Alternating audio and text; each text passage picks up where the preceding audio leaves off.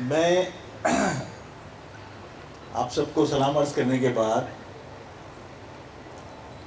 یہاں جنہوں نے ایس یو جی ایف کے اس کنونشن کے انعقاد میں ایس یو جی ایف کی مدد کی، ملی زون کے زونل کمیٹی کے اراکین،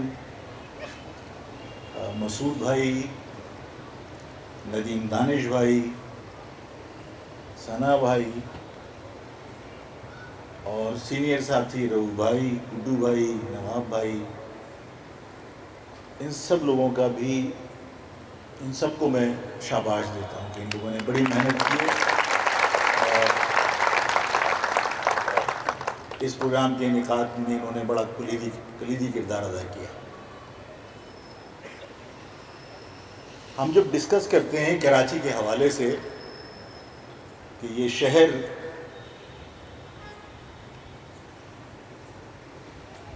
جو میرے بزرگوں نے اپنے خون سے سینچا، یہ شہر جس کو میں ہمیشہ کہا کرتا ہوں کہ یہ شہر کیکر کا ببول کا شہر تھا،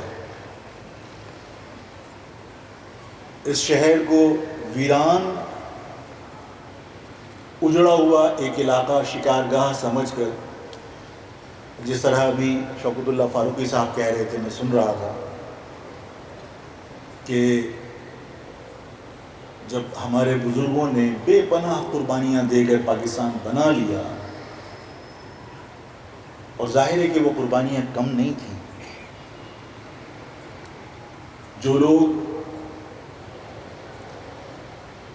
آج بھی بزرگوں کی شکل میں ہمارے خاندانوں میں موجود ہیں، اللہ ان کا سایہ ہم سب پر سلامت رکھے، ان سے پوچھئے کہ جو ہم ان سے قصے سنتے ہیں کہ علی گڑھ میں، یو پی میں، سی پی میں، بہار میں، آسام میں جب تحریک پاکستان چل رہی تھی تو کس طرح لوگوں کی گردنیں کٹی،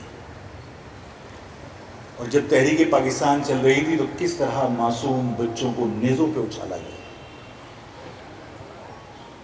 اور کس طرح ماؤں نے، بہنوں نے، بیٹیوں نے اپنی عزتیں بچانے کے لیے کنوؤں میں چھلانگیں ماری اور کنوؤں کے منہ بھر دیے، بے پناہ قربانی کے باوجود، نیزوں پہ معصوم بچوں کو اچھالے جانے کے باوجود، اس تحریک کا وہ مومنٹم تھا، وہ جوش تھا لوگوں میں کہ تمام قربانیوں کے باوجود ہر گلی، ہر کوچے سے یہ نعرے بلند ہوتے تھے کہ بٹ کے رہے گا ہندوستان، لے کے رہیں گے پاکستان۔ تمام قربانیوں کے باوجود، تمام مصائب حالات کے باوجود کہ انگریز بھی تمہارا دشمن، ہندو بھی تمہارا دشمن، مسلم اپنی ضد پر اڑے تھے، ایک جنون تھا کہ پاکستان بنائیں گے، کہ بٹ کے رہے گا ہندوستان، لے کے رہیں گے پاکستان۔ پاکستان کا مطلب کیا؟ لا الہ الا اللہ محمد رسول اللہ، اور سب اس بات پر مطمئن تھے کہ اس قربانی کے باوجود اگر ایک خطہ بھی پاکستان کی شکل میں اسلام کے نام پر مل گیا تو وہاں تمام مسلمان بھائی بن کر، تمام مسلمان ایک قوم، ایک امت بن کر زندہ رہیں گے۔ لیکن بدقسمتی یہ تھی کہ تحریک پاکستان جہاں چلی وہاں پاکستان نہیں بنا۔ بدقسمتی یہ تھی کہ پاکستان وہاں بنا جہاں تحریک پاکستان چلی ہی نہیں تھی۔ آج جو اس ملک کے چودھری بنے بیٹھے ہیں، اس پنجاب سے مسلم لیگ جو پاکستان بنانے کے لیے تحریک چلا رہی تھی، اس کو کہیں سے ووٹ نہیں ملا۔ پورے پنجاب سے مسلم لیگ کی ایک سیٹ آئی تھی۔ اگر مسلم لیگ کہیں سے جیتی تو وہ آسام تھا، بہار تھا، آگرہ تھا، یو پی تھا، سی پی تھا، دہلی تھا۔ اور جو لوگ کہتے ہیں نا کہ ہم نے پناہ دی، یہ پناہ دینے والے لوگوں کے جو دعوے کرتے ہیں نا، انہوں نے بھی، جی ایم سید نے اسمبلی میں ووٹ دینے کے لیے قائد اعظم سے معاہدہ کیا تھا، اور وہ معاہدہ کیا تھا کہ ہم اسمبلی میں آپ کو ووٹ دیں گے، لیکن پاکستان بننے کے بعد ہماری جائیدادیں اور ہماری عورتیں جو ہندوؤں کے ہاں گروی رکھی ہیں انہیں آپ آزاد کرنے ہیں۔ ہمارے بزرگوں کی قربانی کا نتیجہ تھا کہ ہندوؤں کے ہاتھوں جو گروی تھیں عورتیں، ہماری بہنیں تھیں، ہماری مائیں تھیں، جنہیں وہ خود آزاد نہیں کروا سکے، لیکن اس قوم کے بزرگوں نے بے پناہ قربانیاں دے کر جب پاکستان بنایا تو ان کی عورتیں، جائیداد تو خیر کوئی دوبارہ بنا لیتا ہے، لیکن ان کی عزتیں گروی رکھی ہوئی تھیں۔ کس نے آزاد کرایا تھا؟ آپ کے بزرگوں نے۔ اور جس طرح شوکت اللہ فاروقی صاحب نے کہا کہ جب پاکستان بنا اور جب لوگ پاکستان کی طرف ہجرت کر کے آئے تو سب سے زیادہ قیمتی چیز اس پاکستان میں پنجاب اور سندھ کے لیے تھی کیا؟ ہنر کوئی تھا نہیں، زمین کے اوپر کھیتی باڑی کے علاوہ کچھ نہیں جانتے تھے، تو ان کے لیے سب سے قیمتی زمین وہ تھی جہاں نہر تھی، جہاں پانی تھا، اور وہ زمین جہاں کیکر تھا، جہاں ببول تھا، جہاں ریت تھی، جو اجاڑ تھا، جو ویران تھا، انہوں نے اپنی نہری زمین پر نہ سندھ نے تمہیں آباد ہونے دیا، نہ پنجاب نے تمہیں آباد ہونے دیا، اور تمہیں دھکیل دیا کہ آگے ہے پاکستان۔ اور اس شہر کو جو واقعی اجاڑ تھا، ہمارے بزرگوں نے اپنی تعلیم سے، اپنی صلاحیتوں سے، اپنے ہنر سے، اپنے خون پسینے سے سینچ کر اس شہر کو جو ویران تھا گل و گلزار بنا دیا۔ یہ ہمارے لیے، ہماری آنے والی نسلوں کے لیے میرے بزرگوں کا خواب تھا کہ چلو کوئی حصہ تو ہے جہاں پر ہجرت کر کے آنے والے لوگ آباد ہو گئے۔ یہ شہر جس طرح لاڑکانہ سندھیوں کا تھا، جس طرح پشاور پٹھان کا ہے، جس طرح لاہور پنجابی کا ہے، اسی طرح ہم فخر سے آج بھی کہتے ہیں کہ یہ شہر مہاجروں کا تھا، مہاجروں کا ہے، اور یہ شہر مہاجروں کا رہے گا۔ تو جب اس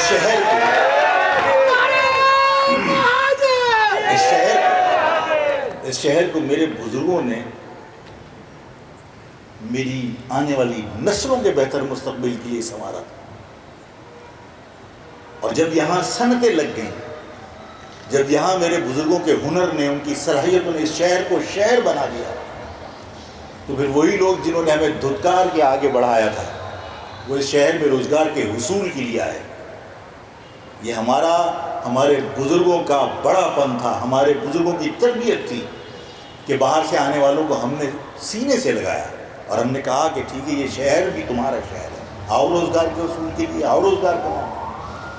روزگار کمانے کا مقصد یہ نہیں ہے جو میں نے پہلے بھی کہا تھا کہ یہاں روزگار کے حصول کے لیے جو آئے گا بھائی بن کر رہے گا تو ہم اسے بھائی سمجھیں گے، لیکن اس شہر پر اگر کوئی قبضہ کر کے باپ بننے کی کوشش کرے تو ظاہر ہے کہ اس شہر میں ہم کسی کو باپ نہیں بننے دیں گے۔ اس لیے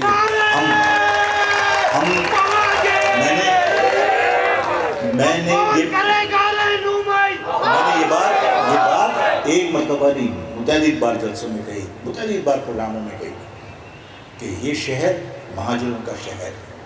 ٹھیک ہے کہ آج نوچ نوچ کے اس شہر کا حلیہ خراب کر دیا، اس شہر کی شکل بگاڑ دی، سرکاری سرپرستی میں کچی آبادیاں بسا کر یہاں پر شہر کا بیڑا غرق کر دیا، لیکن یہ تباہ شہر بھی شہر میرا ہی ہے، اس کو سنواریں گے بھی ہم، اس کو بنائیں گے بھی ہم، اس پر سے جو قبضہ ہے وہ قبضہ بھی ہم ہی ختم کرائیں گے۔ یہ شہر کس کا؟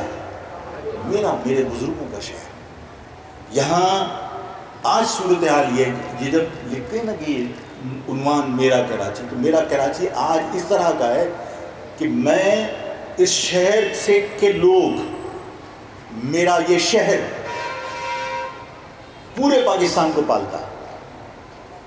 میں نے کہا کہ 6 مہینوں میں، گزشتہ 6 مہینوں میں 20 کھرب روپیہ اس پاکستان کو اس شہر نے دیا، 20 کھرب اس شہر سے 6 مہینوں میں وصول کیے، اور 20 کھرب دینے والا شہر آج پانی کو ترستا ہے۔ میرے بچے، میرے بزرگ پانی خرید کر پینے پر مجبور ہیں، اور میرے یہ پانی جو بیچنے والے لوگ ہیں، میرا پانی چھین کر مجھے بیچے۔ کون سی نالیوں سے کون سے کنیکشن سے یہ پانی لیتے ہیں؟ یہی وہ لائن ہے جو پاکستان دھابے جی سے کراچی آتی ہے، وہیں پر ہائیڈرنٹ بنے ہوئے. پورے پاکستان میں کئی ہائیڈرنٹ نہیں علاوہ کراچی کے. ہم ٹیکس دے رہے ہیں، ہم پانی خرید کے پی رہے ہیں، ہم ٹیکس دے رہے ہیں، ہم اسکولوں میں اپنے بچوں کو ننگے فرش پر بٹھا کر پڑھانے پر مجبور ہیں، ہم ٹیکس دے رہے ہیں. ہماری ٹوٹی سڑکیں ہمارا شہر کی شکل تباہ کر کے ہمیں دکھاتی. جو شہر لاہور لیاقت آباد کی سپر مارکیٹ سے زیادہ ٹیکس نہیں دیتا، لیاقت آباد کی سپر مارکیٹ لاہور، پورے شہر لاہور سے زیادہ ٹیکس دیتی ہے. لاہور شہر کو آپ شکل دیکھیے اس کی، اور آپ لیاقت آباد کی سپر مارکیٹ کے اطراف میں اس کی سڑکیں دیکھ لیجیے. ابلتے گٹر، وہاں کی سڑکیں یہ بتاتی ہیں کہ تم سے غنڈہ ٹیکس لیا جا رہا ہے. تم ٹیکس دیتے ہو لیکن تمہارے ہاں ڈیولپمنٹ نہیں ہو سکتی. صدر کی مارکیٹ، صرف صدر کی مارکیٹ 77 ارب روپیہ ٹیکس دیتی ہے. ہم ٹیکس دے رہے ہیں، پورا پاکستان ہمارے ٹیکس پر پل رہا ہے. لاہور کے اندر ہمارے ہی پیسوں سے، پنجاب میں، پورے پنجاب میں ہمارے ہی پیسوں سے بجٹ کا بڑا حصہ پنجاب کو جاتا ہے. پنجاب کے اسکولوں میں طلباء کو وظیفے ملتے ہیں، جو بچیاں پڑھنے آتی ہیں ان کو وظیفے ملتے ہیں. اسکول اور کالجز کے اندر لیپ ٹاپ تقسیم کیے جاتے ہیں، اور جو ٹیکس دینے والا شہر ہے اس کے بچے، ان کے لیے دری میسر نہیں، وہ ننگے فرش پر بیٹھ کر پڑھتے ہیں. ان کے اسکول کے اندر واش روم تو کجا، ان کو پینے کا پانی میسر نہیں. کسی اسکول کالج کے اندر لائٹ نہیں ہے. الیکشنز ہوتے ہیں تو الیکشنز کے اندر ہم نے پولنگ اسٹیشنوں میں جا کے دیکھا ہے، کہیں پر گیس بتی جل رہی ہے، کہیں کسی پڑوس سے ایک بلب پولنگ آفیسر کے لیے جہاں کاؤنٹنگ ہوگی وہاں ایک بلب ٹنگا ہوا ہے، ٹمٹماتا ہوا. کسی اسکول میں، کسی کالج میں کنیکشن نہیں ہے. اور ان سارے حالات کا ذمہ دار کون ہے؟ یعنی میں دوسروں کو الزام دوں وہ غلط ہے، اس کے ذمہ دار ہم اور آپ ہیں. آپ کی خاموشی لوگوں کو یہ پیغام دے رہی ہے کہ جیسے آپ نے ان کی حاکمیت کو قبول کری ہے، جیسے آپ نے غلامی تسلیم کری ہے. اس لیے کہ آپ کے تحمل کو، آپ کی برداشت کو، آپ کے صبر کو کوئی عزت کی نگاہ سے نہیں دیکھتا، بلکہ آپ کے صبر کو لوگ آپ کی مجبوری سمجھتے ہیں، کمزوری سمجھتے ہیں. آپ کے تحمل کے مظاہرے کو لوگ یہ سمجھتے ہیں کہ آپ نے ان کی غلامی تسلیم کری. آپ کو احتجاج کرنا پڑے گا، آپ کو احتجاج کر کے بتانا پڑے گا کہ ہمارے صبر کو ہماری کمزوری مت سمجھو، ہمارے تحمل کو ہماری کمزوری مت سمجھو. ہم صبر ضرور کر رہے ہیں. مجھے شعر آتے رک گیا، مجھے شعر یاد نہیں ہوتے، لیکن مجھے بہت اچھا شعر یاد آ رہا تھا کہ جس میں کوئی کہتا ہے شاعر کہ مطلب یہ میرا صبر ابھی غنیمت ہے، لبالب بھرا نہیں ہوں. مطلب مختصر یہ کہ اگر ابھی لبالب بھرا نہیں ہوں لیکن غصہ آیا تو پھر کچھ ہوگا. مطلب اس شعر کا مقصد یہ ہے. تو شعر مجھے یاد نہیں ہوتے، میں معافی چاہتا ہوں.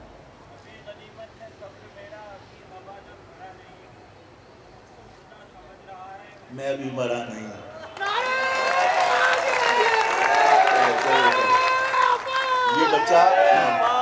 یہ بچہ بہت مہاجر جذباتی بچہ ہے، اس نے پہلے بھی کئی ویڈیوز بنائی ہیں. اچھا، میری ایک اچھی عادت ابھی تک ہے، اللہ نے مجھ پر رحم کیا ہے کہ میں کسی سے ملوں تو اس کو پھر میں یاد رکھ لیتا ہوں. یہ مجھے میرے خیال ہے کوئی 8-9 سال کے بعد ملا ہوگا، لیکن اس اندھیرے میں بھی اس کی شکل دیکھ کے مجھے یاد آ گیا کہ یہ شخص ویڈیو بناتا ہے. تو مختصر یہ. اچھا دیکھیے، میں نے اتوار کا پروگرام سیٹرڈے کو کروایا تھا تاکہ صبح ملازمت کے چکر میں کوئی پریشان نہ ہو کہ صبح جانا ہے. میں نے اسی لیے اتوار کا پروگرام میں نے کہا ہفتے کو کر لوں. تو اب میں آپ سے عرض یہ کر رہا ہوں کہ دیکھیے، لوگ آپ کی کمزوری کو یا آپ کے صبر کو کمزوری سمجھ رہے ہیں. انہیں یہ بتانا پڑے گا نہیں. جو لوگ ایک دنیا کی عظیم طاقت کو شکست دے کر ان کو ہرا کر یہ ملک بنا سکتے ہیں، تو ان لوگوں کو جن کے بارے میں بڑی بڑی مثالیں مشہور ہیں، ان کو اپنی طاقت کا مظاہرہ کر کے اپنی بات کیوں نہیں منوا سکتے؟ ہم سب کچھ کر سکتے ہیں۔ ہمیں بعض اوقات یہ خیال آتا ہے کہ کہیں یہ نہ سوچ لیا جائے کہ ہم پاکستان کی خدا نہ کرے سالمیت کے لیے کوئی ہم خطرہ پیدا کر رہے ہیں۔ میں لوگوں کو یہ سمجھانا چاہتا ہوں کہ جو لوگ ہم پر حکومت کرنا چاہتے ہیں، جو ہم پر زور زبردستی کرنا چاہتے ہیں، وہ ہمارے بچوں کا مقابلہ بھی نہیں کر سکتے۔ ہمارے بچے، اچھا میں کیوں کہہ رہا ہوں اچھا ہم پہ حکومت کرنا کون چاہتا ہے؟ سندھی پڑوسی ہے، سندھی اسی صوبے کے اندر رہتا ہے، جب چاہیں گے نمٹ لیں گے، جب چاہیں گے معاملات کر لیں گے۔ ہم پہ تو ہمارے ساتھ ظلم کرنے والی قوتیں تو وہ ہیں جو سرکار کی مشینری استعمال کرتی ہیں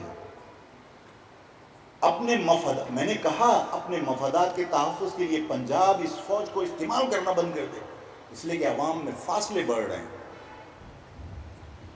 اور یہ ملک کے لیے نقصان دہ ہے، اس لیے کہ ماضی میں ہمارے سامنے تاریخ ہے کہ 71 میں فوج کی پشت پر کوئی نہیں تھا، نتیجہ کیا نکلا، اور 65 میں پاک فوج کی پشت پر پاکستان کی عوام تھی، اس کا نتیجہ کیا نکلا۔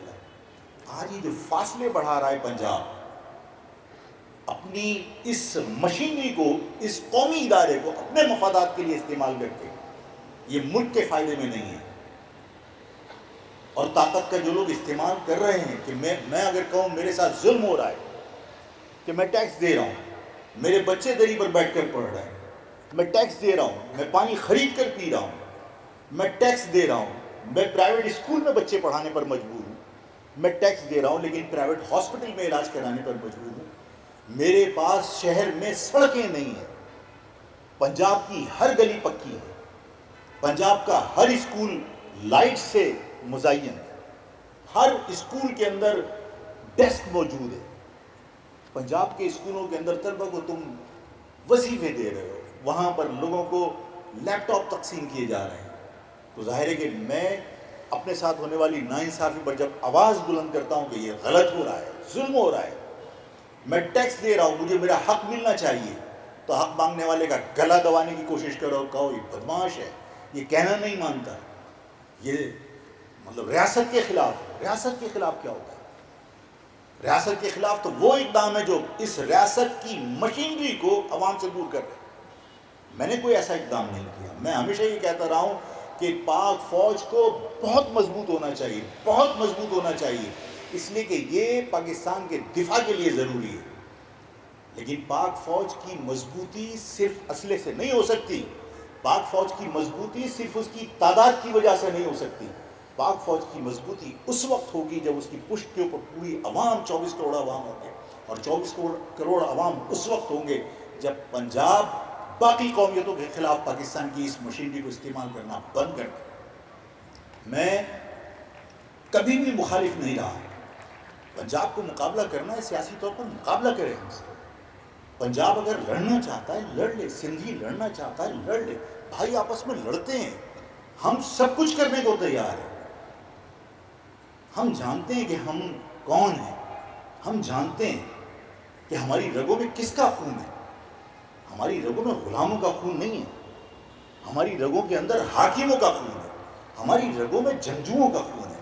اگر آج ہم نے تحمل کا مظاہرہ کیا ہے، اس کا مقصد یہ تھوڑی ہے کہ ہم کمزور ہیں، ہم جانتے ہیں لڑنا، ہم جانتے ہیں مقابلہ کرنا، ہم نے کبھی کسی کے سامنے ہتھیار نہیں ڈالے، ہم نے کبھی کسی کے سامنے شکست تسلیم نہیں کی، ہماری قوم کبھی غلام نہیں رہی۔ میں کسی کی تاریخ دہرانا نہیں چاہتا، لیکن آپ کے سامنے اس خشک ماحول میں تھوڑا سا آپ کے چہرے پہ مسکراہٹ لانے کے لیے میں ایک بات ضرور سمجھا سکتا ہوں کہ جن لوگوں سے ہم خوفزدہ ہوتے ہیں نا، ان کی تاریخ ہے، اور اپنی تاریخ وہ خود فقریہ بیان کرتے ہیں، اور وہ اپنے لیے خود مقولے، جس کو کیا کہتے ہیں، قول، وہ خود اپنی زبان میں بیان کرتے ہیں. وہ کہتے ہیں کہ ہمارے ہاں قول ہے کہ بندے نو پہ جاؤ، اور بندہ تینوں پہ تو پہ جاؤ. اب یہ آپ کی سمجھ میں آئی نہیں؟ آپ کی سمجھ میں، اچھا پنجابی اچھی بولی نا میں نے، آپ کی سمجھ میں آئی یا نہیں آئی؟ اب اس کی تشریح کرتے، جیسے اشعار کی تشریح ہوتی ہے نا، اس کی تشریح کر لیتے. ایک ٹرین کے اندر ایک شخص جا کے ٹکٹ لے کے اور پوری برتھ کے اوپر لیٹ گیا. باقی لوگوں نے بھی ٹکٹ لیے تھے. ایک شخص آیا اور اس نے کہا کہ بھائی صاحب میں نے ٹکٹ لیا ہے، آپ پوری برتھ پہ لیٹے ہوئے ہیں، آپ اٹھ کے بیٹھ جائیے تو میں بھی بیٹھ جاؤں. اس نے اپنے گریبان کے 2 بٹن کھول کے، تو میں نے جانتا نہیں. اس نے کہا ہوگا بھی، کوئی ڈر کے مارے کھڑا ہو گیا ایک طرف.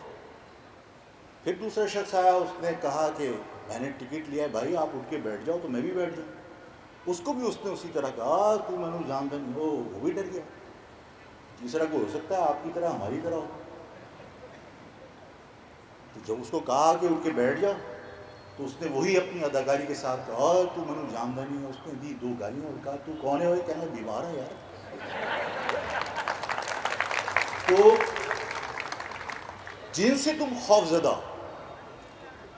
یا جو تم پر حکومت کرنے کا خواب دیکھ رہے ہیں، ان کی تاریخ تو یہ ہے. یہ بھی برت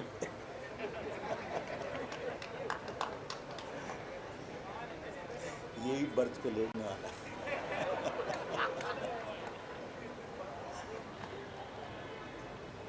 تو سمجھ میں آ گئی؟ بولا ہماری قوم، میں نے کہا ہمارے بچوں سے تم مقابلہ نہیں کر سکتے. تو اب جو صورتحال ہے، وہ میں جو سنجیدہ بات ہے وہ میں آپ کو سمجھانا چاہتا ہوں. یہ تو میں نے ازرائے تفنن آپ کو بتا دیا. میں سنانا تو کچھ اور چاہتا تھا، لیکن اس پر بہت سارے لوگ خفا ہو جاتے. تو میں نے کہا چلو بس اتنا ہی کافی ہے. میں عرض ہی کر رہا تھا کہ دیکھیے جو صورتحال ہے نا، اس میں اس پاکستان میں اور آپ مستقل قربانی دے رہے ہیں. بلکہ میں اگر یہ کہوں کہ پاکستان میں 24 کروڑ عوام بھی وہ اشرافیہ کے ہاتھوں پس رہے. اشرافیہ IMF سے قرضے لے لیتی ہے، اور اس کے بعد وہ قرضے بھگتانے کے لیے میں اور آپ ٹیکس کی بد میں اپنے بچوں کے منہ کا نوالا نکال کے ٹیکس کی صورت میں دے رہے ہوتے ہیں کہ IMF کا قرضہ چڑھ گیا، پیٹرول کی قیمت بڑھا دو، دال کی قیمت بڑھا دو، گیس کی قیمت بڑھا دو، مزید ٹیکس لگا دو، GST لگا دو، اسپیشل GST لگا دو، ایڈوانس GST لگا دو. یہ سب کچھ کیوں ہوتا ہے؟ جو IMF سے آپ اربوں ڈالر قرضہ لیتے ہیں، وہ کہیں یونیورسٹی بنتے ہوئے دیکھی آپ نے؟ کہیں کوئی نئی انڈسٹری لگتے ہوئے دیکھی آپ نے؟ کوئی نیا ڈیم اتنے عرصے کے اندر بنا؟ یہ صرف اشرافیہ کی عیاشیوں کے لیے وہ پیسہ خرچ ہوتا ہے. اور اشرافیہ کی عیاشیوں میں جو پیسہ خرچ ہوتا ہے وہ میں اور آپ پے کرتے ہیں. جو بات میں اب کہنے جا رہا ہوں وہ سنجیدگی سے سمجھنے اور سننے کی کوشش کیجیے گا. میں اور آپ ٹیکس دے رہے ہیں صرف اس لیے کہ پاکستان کا قرضہ اتر جائے. اور اب حالت یہ ہے کہ پاکستان کے ایسٹس بک رہے. اسٹیل مل بیچ دو اس لیے کہ IMF کا قرضہ اتارنا ہے. PIA بیچ دو اس لیے کہ پاکستان کا قرضہ اتارنا ہے. اسٹیل مل سندھ کی زمین پر لگا ہوا وہ مل ہے جس کے ہزاروں لوگوں کی زندگیاں اور ان کی روزگار وابستہ ہے. یہ نہیں بکنے دیں گے. یہ پاکستان کا سرمایہ ہے، یہ صوبہ سندھ کی ملکیت ہے، اس کو نہیں بکنے دیں گے. اب دوسری بات پہ آجی PIA. عمران خان نے گھڑی بیچ دی، تحفے میں ملی تھی، مقدمہ چل رہا ہے اس لیے کہ کسی کا تحفہ بیچ دیا عمران خان نے. یہ PIA کسی کے باپ کی ملکیت نہیں ہے. یہ ایک مہاجر خاندان نے اورینٹ ایئر کے نام سے اس کی کمپنی تھی، اور قائد اعظم کی درخواست کے اوپر اس کا نام PIA کر کے پاکستان کو تحفے میں دی تھی. یہ تحفہ کسی کا مال نہیں ہے. اس کے تحفے میں ملنے والی گھڑی بیچنے پر عمران خان پہ مقدمہ چل رہا ہے، اور یہ پی آئی اے میرے بزرگوں نے تحفے میں دیا تھا. اس تحفے کو بیچنے کا کوئی آئینی حق ہے کسی کے پاس؟ یہ پاکستان کے اندر پاکستان کی جو قومی ادارے ہیں ان کو بیچ کر ہم قرضہ اتاریں گے. میں آپ سے عرض کرنا چاہتا ہوں اور میں حکومت سے مطالبہ کرنا چاہتا ہوں کہ پاکستان اسٹیل پاکستان کے عوام کی ملکیت ہے، سندھ کے عوام کی ملکیت ہے. پی آئی اے مہاجروں کے بزرگوں نے تحفے میں دیا تھا پاکستان کو، اور یہ تحفہ نہیں بیچ سکتے تم، نہ آئینی طور پر، نہ قانونی طور پر، نہ اخلاقی طور پر. میں اس پاکستان کا قرضہ اتارنے کے لیے اور بہت سے طریقے ہیں. یہ اشرافیہ جو ہم پر مسلط ہے، اس پاکستان کے اندر 200 سے زیادہ گولف کلب ہیں، اور ایک ایک گولف کلب، جو بات میں کہہ رہا ہوں اس کو سمجھنا، ایک ایک گولف کلب 400 ایکڑ کے اوپر محیط ہوتا ہے. نہیں آپ کے کام کی چیز، لیکن آپ کو علم ہونا چاہیے تاکہ آپ اپنی نسلوں کو بتا سکو کہ آپ کے اوپر اشرافیہ کس طرح ظلم کرتی ہے. 400 ایکڑ کے اوپر ایک ایک گولف کلب ہے. اس گولف کلب میں کتنے لوگ کھیلتے ہیں؟ چند اشرافیہ کے لوگ کھیلتے ہیں. چند ملازمین کے کاندھے کے اوپر ان کی اسٹک کا بیگ ہوتا ہے، اور وہ بیچارے ان کے ساتھ ساتھ چل رہے ہوتے ہیں. اپنی پسند کی کبھی یہ اسٹک نکالتے ہیں، کبھی وہ اسٹک نکالتے ہیں، اور ایک بال کو شاٹ مار کے پھر اس بال تک جانے کے لیے الیکٹرک کی گاڑی استعمال کرتے ہیں، پھر آہستہ آہستہ چل کے ایک شاٹ مارتے ہیں، اپنی شامیں گزارتے ہیں. 400 ایکڑ کے اوپر ایک ایک گولف کلب ہے، اور انتہائی قیمتی زمین پر، سرکاری زمینوں پر. اگر ایک گولف کلب کا آپ قیمت نکالیں زمین کی، جو اگر اوپن آکشن کرے، اربوں نہیں کھربوں روپے میں ہے، اور 200 کلب ہیں. 1200 کینال کے اوپر لاہور میں ایک کلب ہے. آپ 80 گز کا کوئی پورشن ہو، 40 گز کا، کتنا کرایہ دے سکتے ہو؟ کتنا کرایہ لیتے ہیں؟ ملیر میں، لانڈی میں، شاہ فیصل میں، کرنگی میں، نیو کراچی میں کتنا کرایہ لیتے ہیں؟ 15 سے 20 ہزار روپے. 40 گز کے پورشن کے اوپر، 15,000 کینال کے اوپر، وہاں پر کلب ہے. کتنا کرایہ ہے؟ 5,000 روپے مہینہ. یہ اشرافیہ،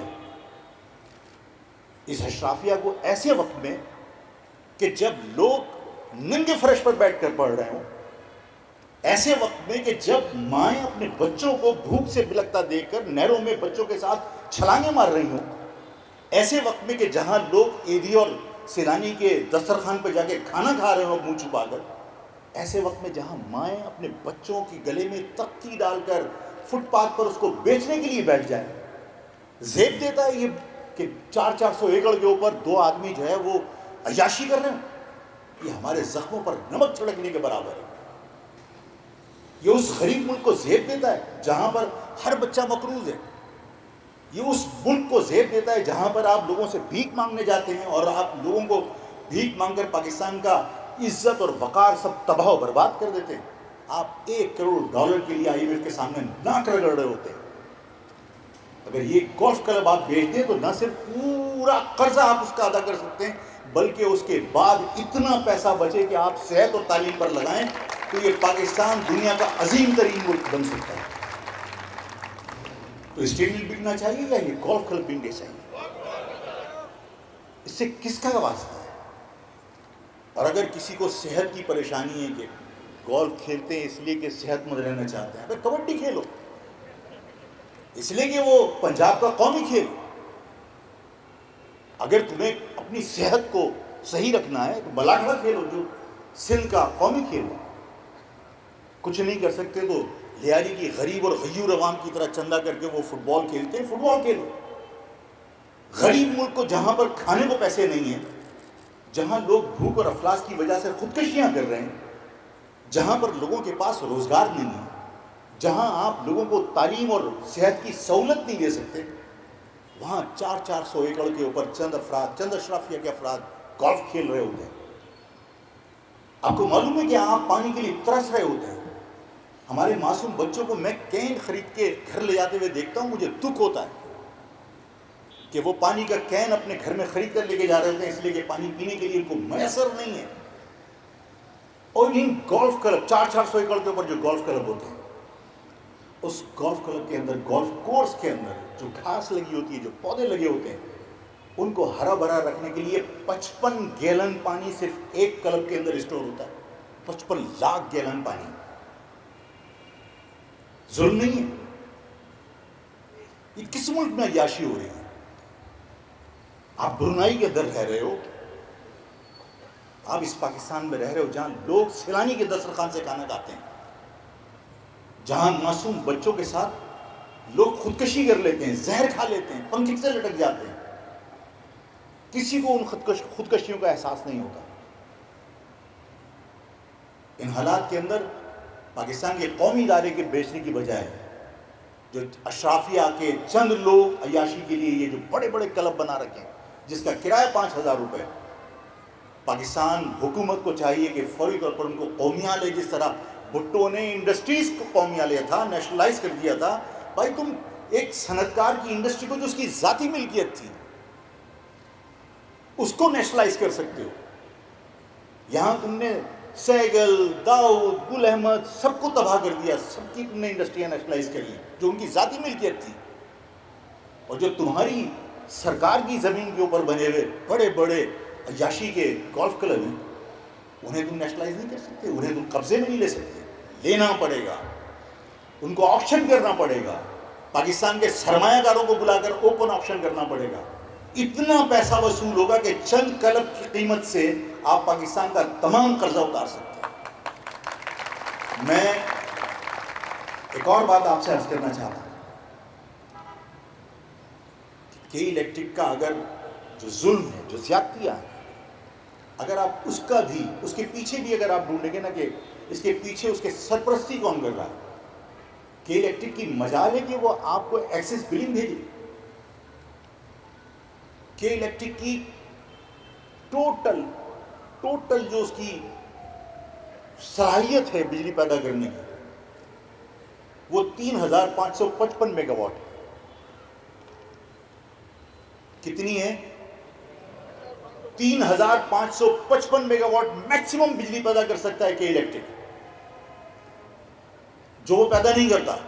لیکن میں کہتا ہوں 3,555 میگا واٹ بجلی اس نے پیدا کی کہ الیکٹرک نے, اور 100% بیچ دی.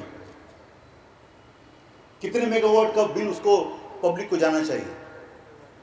3,555. 12,000 میگا واٹ کا بل کہ الیکٹرک بیچتا ہے پبلک کو. یہ ریسرچ ورک ہے. یہ ظلم کون کر رہا ہے؟ اور پھر آپ جب اس بل کو لے کے جاتے ہیں تو پورے دن آپ لائن میں لگے رہیے اور کہ الیکٹرک کے بدماشوں کی جھڑکیاں کھائیے. وہ آپ سے کہے گا بل صحیح نہیں ہو سکتا, قسطیں کرانا تو کرا لو. ایسے ہی ہوتا ہے نا, وہ آپ سے کہے گا قسطیں کرا لو. بھائی ظلم تم کر رہے ہو, ناجائز بل تم بھیج رہے ہو, دن بھر دھوپ میں ہم کھڑے ہو رہے ہیں, لیکن اس کے باوجود اگر تم بل صحیح نہیں کر رہے تو کوئی تو تمہاری سرپرستی کر رہا ہے.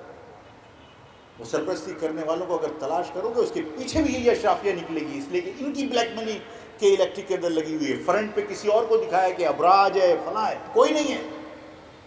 اس کے الیکٹرک کے اندر بھی اسی اشرافیہ کے بلیک منی لگی ہوئی ہے جو اس پاکستان کے اوپر قابض ہے, جس کی وجہ سے آج تک کے الیکٹرک سپریم کورٹ کے کہنے کے باوجود اس معاہدے کو پیش کرنے میں لیت و لال سے کام لے رہی ہے جو معاہدہ کے ای ایس سی اور کے الیکٹرک کے درمیان ہوا تھا خرید و فروخت کا.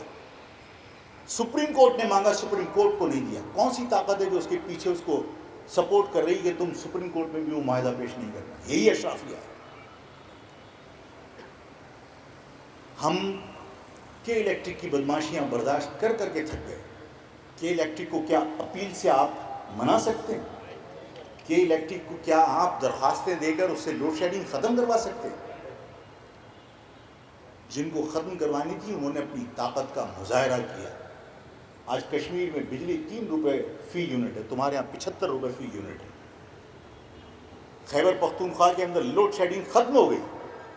انہوں نے کہا کہ ہمارے یہاں تو بجلی پیدا ہوتی ہے, ہمارے یہاں سے بجلی پورے پاکستان میں جا رہی ہے اور ہمیں بجلی سستی بھی ملنی چاہیے اور ہمیں لوڈ شیڈنگ بھی ختم ہونی چاہیے. ان کے یہاں لوڈ شیڈنگ ختم ہو گئی. کشمیر کا بھی مطالبہ اور کشمیر کا دعویٰ بھی یہی تھا کہ ہمارے ہاں ڈیم ہے، ہمارے ہاں بجلی پیدا ہو رہی ہے، تو ہمارے ہاں بجلی سستی ہونی چاہیے۔ کے پی کے کا بھی یہی دعویٰ تھا کہ ہمارے ہاں بجلی پیدا ہو رہی ہے، ہمارے ہاں ڈیم ہے، ہمارے ہاں بجلی سستی اور لوڈ شیڈنگ نہیں ہونی چاہیے۔ اگر یہ دعویٰ درست ہے تو میں بھی ایک مطالبہ آپ کے توسط سے کرنا چاہتا ہوں، اپنی عوام کے توسط سے کرنا چاہتا ہوں کہ یہاں کینپ ہے، کینپ کے بارے میں سنا ہے نا؟ وہ کینپ 2400 میگا واٹ بجلی پیدا کرتا ہے، اور وہ 2400 میگا واٹ نیشنل گرڈ میں جاتی ہے۔ خدا نہ کرے میرے منہ میں خاک، اللہ نہ کرے، اگر اس ایٹمی ری ایکٹر کے اندر کسی وجہ سے لیکیج ہو جائے، سب سے زیادہ جانی نقصان کس کو ہوگا؟ جس کے شہر میں کہنا بھی ایسا ہی ہے نا۔ سب سے زیادہ کس کی جانیں خطرے میں؟ میری، آپ کی۔ جب رسک میں اٹھا رہا ہوں، جب خطرے میں میری جان ہے، تو اس کینپ سے پیدا ہونے والی بجلی کا فائدہ مجھے ہونا چاہیے یا پنجاب کو؟ یہ 2400 میگا واٹ جس طرح کے پی کے کو تم نے رعایت کی، 2400 میگا واٹ کم قیمت پر سستے داموں اس پاکستان کے اندر کراچی کو ملنی چاہیے، یہ نیشنل گرڈ میں نہیں جانی چاہیے۔ اگر 2400 میگا واٹ جو اس کی لاگت ہے اس کے اوپر پاکستان کے اس شہر کراچی کو ملے تو کراچی سے لوڈ شیڈنگ بھی ختم ہو سکتی ہے، اور جو ایکسٹرا بلنگ اور جو مہنگی بجلی ہے اس سے بھی نجات مل سکتی ہے۔ میں حکومت سے مطالبہ کرتا ہوں کہ جس طرح کے پی کے اس دعوے کو جو حق کا دعویٰ انہوں نے کیا اس کو تسلیم کیا گیا کہ جی بجلی وہاں پیدا ہوتی ہے، وہاں انہوں نے رعایت بھی دی، کشمیر میں 3 روپے کر دی، اور اسی طرح خیبر پختونخوا کے اندر رعایت دی اور وہاں لوڈ شیڈنگ بھی ختم کر دی۔ ان کا دعویٰ تھا کہ بھئی یہاں بجلی پیدا ہوتی ہے، وہ رسک لے رہے ہیں۔ یہاں کینپ سے جو 2400 میگا واٹ بجلی پیدا ہوتی ہے، رسک میں لے رہا ہوں، رسک میرے شہر کے لوگ لے رہے ہیں، اس کا فائدہ بھی یہاں کے لوگوں کو ہونا چاہیے۔ پاکستان حکومت 2400 میگا واٹ کراچی کے گرڈ کے اندر شامل کرے اور یہاں کی لوڈ شیڈنگ ختم کرے۔ اگر لوڈ شیڈنگ ختم نہیں ہوئی تو مہاجر قومی موومنٹ احتجاج کرے گی، احتجاج کا حق رکھتی ہے، اور وہ احتجاج باقی لوگوں کی طرح نہیں ہوگا، احتجاج بھرپور ہوگا، پورا شہر احتجاج کرے گا۔ اور اگر وہ علامتی احتجاج جو وارننگ ہوگا پاکستان کی اشرافیہ کے لیے، کے الیکٹرک کے لیے، اگر اس کے باوجود کے الیکٹرک کا رویہ تبدیل نہیں ہوا، یہ جواز پیش کر دیتے ہیں کہ صاحب وہاں سے کیونکہ لائن لاسز بہت ہیں، یہ لیاقت مارکیٹ کے لوگ بیٹھے ہیں، یہ لوگ مستقل اپنا بل ادا کرتے ہیں، اس کے باوجود ان کے ہاں جنریٹر چلانے پر یہ لوگ مجبور ہیں، ان کے ہاں یہ تاجر ٹیکس دیتے ہیں، ان کے ہاں لوڈ شیڈنگ ہوتی ہے۔ S1 S2 کے لڑکے بیٹھے ہوئے ہیں، جو یہ بیٹھے ہوئے S1 S2 کے لڑکے، انہوں نے محلہ کمیٹی بنائی ہوئی، پورا علاقہ 95% جو ہے وہ بجلی کا بل جمع کراتا ہے، اس کے باوجود ان کے ہاں لوڈ شیڈنگ ہے۔ کون سا طریقہ ہے، کون سا انصاف ہے؟ یہ صرف غنڈہ گردی ہے۔ اگر کراچی میں کے الیکٹرک کی غنڈہ گردی ختم نہیں ہوئی تو مہاجر قومی موومنٹ احتجاج کرے گی پہلے مرحلے میں، اور اس احتجاج کا بھی اگر نوٹس نہیں لیا تو لوگ یہ سمجھتے ہیں کہ ہم نے پاکستان کے اندر کراچی کو تقسیم کر دیا، ہم نے پنجابی پٹھان میں تقسیم کر دیا، ہم نے سندھی بلوچی میں تقسیم کر دیا، ہم نے PSP اور متحدہ میں تقسیم کر دیا، اور متحدہ اور مہاجر قومی موومنٹ میں تقسیم کر دیا، یہ ٹکڑا اس کا، یہ فاروق ستار کا، یہ فلاں کا، یہ فلاں کا۔ تم لیڈرشپ کو تقسیم کر سکتے ہو، تم جن لوگوں کو بلیک میل کر سکتے ہو ان کو بلیک میل کر کے تم ان سے کام لے سکتے ہو، لیکن مہاجر قوم اور اس شہر میں بسنے والے پنجابی، پٹھان، سندھی، بلوچی، سب اس پاکستان کے اندر جو کچھ ہو رہا ہے اس سے واقف ہیں، اور اس شہر میں جو کچھ ہو رہا ہے اس سے واقف ہیں۔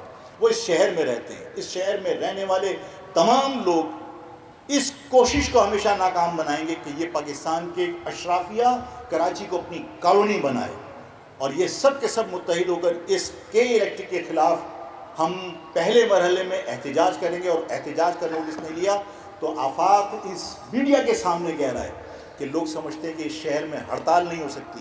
آفاق ہڑتال کی کال دے گا اور پنجابی، پٹھان، سندھی، بلوچی سب مل کر اس شہر کو بند کر کے یہ بتائیں گے کہ وہ ظلم کے خلاف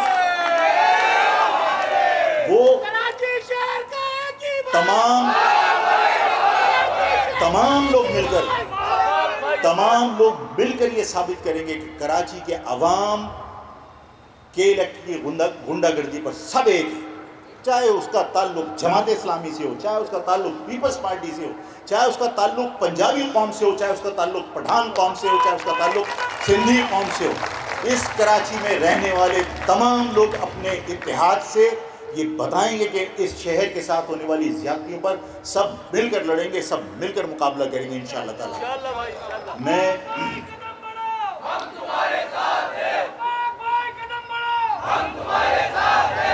بس میں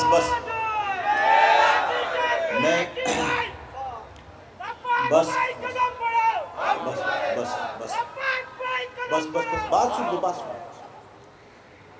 اچھا، میرے بارے میں ایک تاثر ہے کہ آفاق کی کسی سے بنتی نہیں. اچھا، کسی سے مراد سرکار سے نہیں بنتی.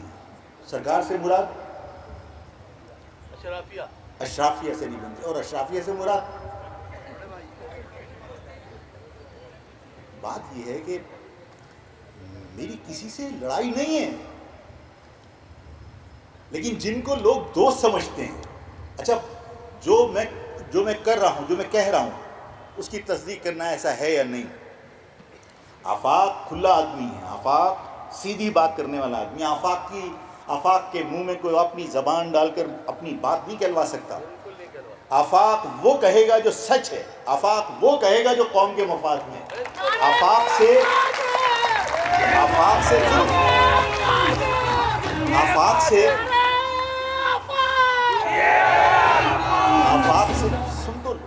آفاق سے کوئی اپنی مرضی کی بات نہیں کہلوا سکتا. آفاق کی بات ہضم بھی نہیں ہوتی لوگوں کو. آفاق نے جو بات کی اس پہ بھی لوگ ناراض ہوں گے. لوگ کہتے ہیں کہ بس جو کہیں وہ مان لو، آرگیومنٹ نہیں. ایسے غلام انہیں بہت سارے ملے ہوئے، لیکن یہ سارے سمجھدار لوگوں کی بات سمجھ میں آ جانی چاہیے کہ نادان دوست وہ زیادہ خطرناک ہوتے ہیں. وہ نادان ہیں یا سازشی ہیں مجھے نہیں معلوم، لیکن آپ کو معلوم ہے کہ جو لوگ جن کی طرف میں بات کر رہا ہوں، جن کی طرف میں اشارہ کر رہا ہوں کہ میں تو دشمن ہوں. جو لوگ مجھ سے کہتے ہیں تم نے سب سے بگاڑ کے رکھی ہوئی، میں تو سب سے بگڑی تھوڑی ہے.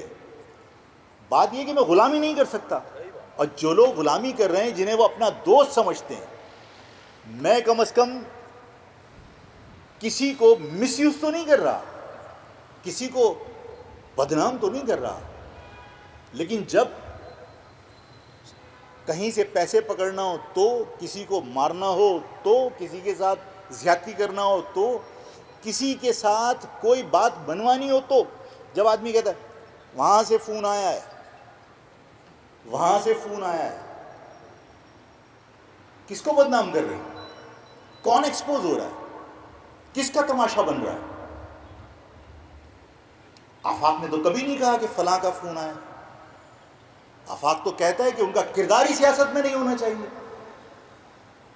آفاق نے تو کبھی نہیں کہا کہ ان کی سپورٹ چاہیے. آفاق تو کہتا ہے یہ کردار سیاست سے ختم کرو. جو سیاسی لوگ ہیں انہیں مقابلہ کرنے دو تاکہ یہ میری فوج متنازع نہ بنے. میری فوج کے لیے مہاجر عوام کے دلوں میں نہیں، صرف 24 کروڑ عوام کے دلوں میں خوف نہیں ہونا چاہیے، محبت ہونی چاہیے. میں تو کہتا ہوں ان کا سیاست میں رول نہیں ہونا چاہیے. جو لوگ یہ کہتے ہیں ہمیں فلاں سے حکم آیا، ہمیں فلاں نے کہا تھا، یہ کیا ملک کے مفاد میں ہے؟ کیا یہ اس سے پاک فوج کا وقار بلند ہو رہا ہے؟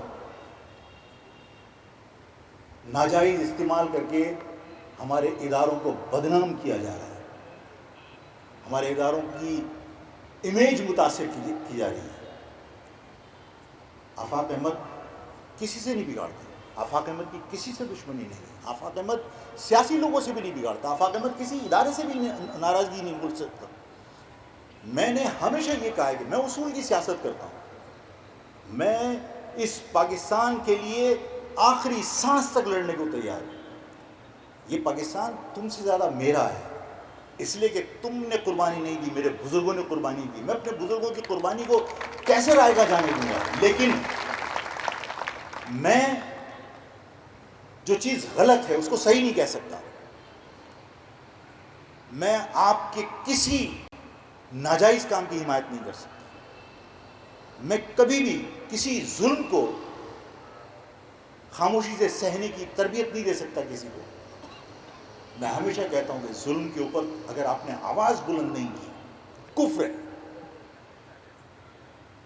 ظلم کے خلاف تم نے ظلم کو اگر ہاتھ سے نہیں روک سکے تو زبان سے تو کہو ظلم ہے، اور اگر وہ نہیں کہہ رہے ہو کفر ہے. غربت اور مفلسی کے بارے میں کہتے ہیں نا، غربت اور مفلسی انسان کو کفر کی حد تک لے. کفر کیا ہے؟ یہی تو ہے کہ آپ کے ساتھ ظلم ہو رہا ہے، آپ خاموش ہیں. آپ کے ساتھ ناانصافی ہو رہی ہے، آپ خاموش ہیں. موت برحق ہے، آئے گی. میں لوگوں سے بہت ساری تلخ باتیں پہلے بھی کر چکا کہ ہم اپنی زندگیاں بچا کر غلامی کا سودا کر رہے ہوتے ہیں، اور جب ہم اپنی زندگیاں بچا کر غلامی کا سودا کر رہے ہوتے ہیں تو ہمارے چہروں پر پھٹکار برس رہی ہوتی ہے. اور جو لوگ اپنی زندگی داؤ پر لگا کر آزادی کا سودا کرتے ہیں ان کے چہروں پر مرنے کے بعد بھی رونق ہوتی ہے. میں لوگوں سے کہتا ہوں کہ ہم سب زندہ ہیں، اور ہم سب بڑے فخر سے کہتے ہیں ارے بچ گئے، ارے ہم نکل گئے تھے. او بھائی، بچا کے. جو لوگ اپنی زندگیاں بچانے کے لیے ظلم کے خلاف آواز بلند نہیں کرتے، جو لوگ اپنی زندگیاں بچانے کے لیے ناانصافی کے خلاف آواز بلند نہیں کرتے، وہ لوگ اپنی زندگی بچا کر غلامی کا سودا کر رہے ہوتے ہیں. اور میں نے کہا کہ آپ اپنی تصویر کھینچیے، اور ایچ ڈی کیمرے سے کھینچیے، بڑے اچھی نسل کے کیمرے سے کھینچیے، اور اس کے ساتھ فلسطین کے اس باپ کی تصویر اپنے ساتھ میچ کیجیے جو اپنے بیٹے کا جنازہ اٹھا کر تدفین کے لیے جا رہا ہو. اس کے چہرے پر آپ سے زیادہ رونق ہوگی، اس لیے کہ وہ آزادی کا سودا کر رہے ہوتے ہیں، اور آپ اپنی زندگی بچا کر غلامی کا سودا کرنے کی کوشش کرتے ہیں. لوگ کہتے ہیں کہ آفاق ضدی ہے. نہیں، آفاق اصولی ہے. اور جو لوگ تلوے چاٹ کر یہ سمجھتے ہیں کہ ہم نے اچھا سودا کیا، ہمیں یہاں سے کچھ فائدہ ہو جائے گا، تو پھر آپ سے عرض کروں، شعر میں غلطی ہو جائے سیدھا کر دینا. کہ لوگ کہتے ہیں نا کہ واقف نہیں جو لوگ سفر کے اصول سے، واقف نہیں جو لوگ سفر کے اصول سے. یہ کس کے لیے کہہ رہا ہوں میں؟ جو لوگ تلوے چاٹ کے سمجھ رہے ہیں کہ ہم یہاں سے کچھ حاصل کر لیں گے. تو اس کے لیے یہ کسی نے کہا کہ واقف نہیں جو لوگ سفر کے اصول سے سائے کی بھیک مانگ رہے ہیں ببول سے. ببول کس کو کہتے ہیں؟ ببول جو کانٹا ہوتا ہے نا، اس سے پتے نہیں ہوتے، اس سے سائے کی بھیک مانگ رہے ہیں. تو کیا کہا کہ واقف نہیں جو لوگ سفر کے اصول سے سائے کی بھیک مانگ رہے ہیں ببول سے. میں آج تک سفر میں ہوں اس اعتماد کے ساتھ کہ ابھرے کی منزلیں میرے قدموں کی دھول سے. میں تھکا نہیں،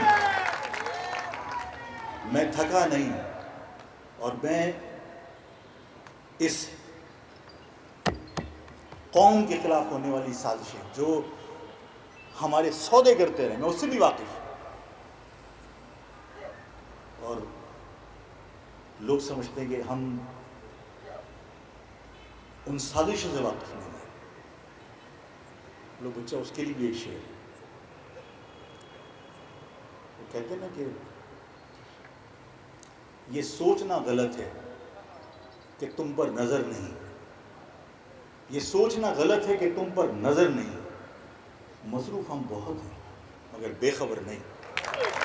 تو پاکستان میں اس قوم کے خلاف ہونے والی کسی بھی سازش سے اگر کوئی سمجھتا ہے کہ ہم بے خبر ہیں، بے خبر نہیں ہیں، اور ہم ہر سازش کا مقابلہ کریں گے۔ میں پہلے بھی اپنی قوم کے ساتھ کھڑا تھا، میں آج بھی آپ کو اس بات کا یقین دلاتا ہوں کہ میں اور میرے ساتھی آخری سانس تک اپنی قوم کے ساتھ کھڑے ہوں گے، اور میرے لیے ہار جیت امپورٹنٹ نہیں ہے، میرے لیے کمٹمنٹ امپورٹنٹ ہے جو تم سے کی، اپنی قوم سے کی ہے، اور اس کمٹمنٹ کے ساتھ آپ آگے بڑھ رہے ہیں۔ تم سب حوصلے کے ساتھ اس جدوجہد کا حصہ بنے رہو، اور کے الیکٹرک کے خلاف احتجاج ہوگا تو کون کون آئے گا؟ ہم لوگ سب آئیں گے، وعدہ؟ سب آئیں گے۔ میں ایک آدھ دن میں ڈیٹ کا اناؤنسمنٹ کروں گا، سب لوگوں کو کے الیکٹرک کے خلاف احتجاج کے لیے آنا ہوگا۔ تم سب کو اللہ تعالیٰ سلامت رکھے، تمہیں کامیابی عطا فرمائے، اور تمہیں ہمت و طاقت عطا فرمائے۔ اللہ تعالیٰ تم سب کی حفاظت فرمائے۔